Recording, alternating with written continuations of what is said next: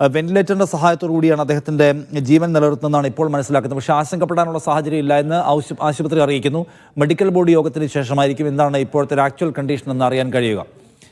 മുൻപത്തെ ഒരു വാർത്തയിലേക്ക് വീണ്ടും പോകുന്നു. സ്കൂളുകളിൽ വിതരണത്തിനെത്തിച്ച +2 മാർക്ക് ലിസ്റ്റിൽ ഗുരുതരമായ പിഴവ്. 30,000 വിദ്യാർത്ഥികളുടെ മാർക്കാണ് തെറ്റി രേഖപ്പെടുത്തിയത്. 1-ാം വർഷത്തെയും 2-ാം വർഷത്തെയും മാർക്കുകൾ ചേർത്തുള്ള ആകെ മാർക്കാണ് തെറ്റായിപ്പോയത്.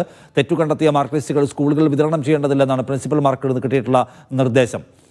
കൂടുതൽ വിവരങ്ങളുമായി എന്നോടൊപ്പം CS Manoj, AGSTA state secretary, telephone ലൈനോട്. മനോജ്, ഇതിന്റെ പിഴവ് എവിടെ പറ്റിയതാണ്?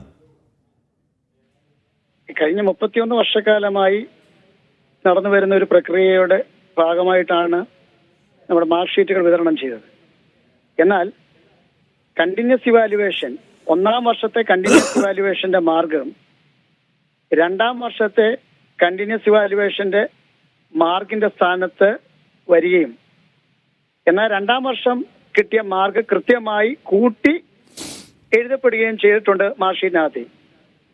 അതായത് ആദ്യത്തെ വർഷം ഒരു കുട്ടിക്ക് 19 മാർക്ക് കിട്ടിയിട്ടുണ്ടെങ്കിൽ 2-ാം വർഷം മാർക്ക് 20 ആണെങ്കിൽ മാർക്ക് ഷീറ്റിനകത്തിൽ കാണുന്നത് 1-ാം വർഷത്തെ 19 മാർക്കാണ് 2-ാം വർഷവും ലഭിച്ചിരിക്കുന്നതെന്നാണ്. പക്ഷെ ടോട്ടൽ മാർക്ക് നമ്മൾ കാണുമ്പോൾ അത് 39 തന്നെ കൃത്യമായി കാണുന്നുണ്ട്. ഇതെവിടെയാണ് പിഴവ് പറ്റിയത്?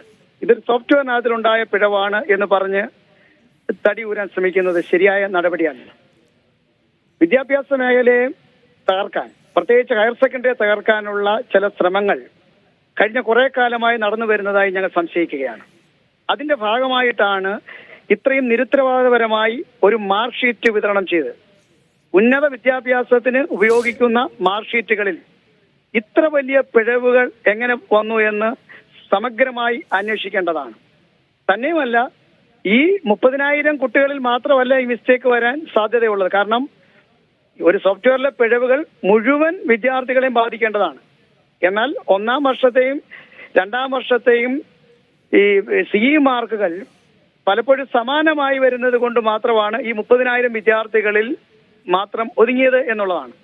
തന്നെയല്ല, ഈ 30,000 മാർക്ക് ഷീറ്റുകൾ പിൻവലിക്കുമ്പോൾ പുതിയ മാർക്ക് ഷീറ്റുകൾ എടുക്കുന്നതിന് ആവശ്യമായ സമയവും സാമ്പത്തികവും ഒക്കെ സർക്കാർ കണ്ടെത്തണം.